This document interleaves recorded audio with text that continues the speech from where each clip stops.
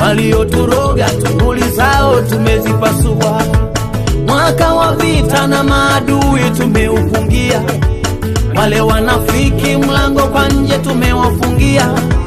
Japo maneno waliosema tuliyasikia, tuliyadharau tukayafunika kwenye sufuria. Walitabili mwaka jana ni wakufulia, wakatukuta mema ya nchi tunayatumia. Hatukuishiwa mifukoni, tulipungukiwa. Na mwaka huu hata wao tutawagawia. Mwaka huu ni mwaka wa kufanya. Mwaka huu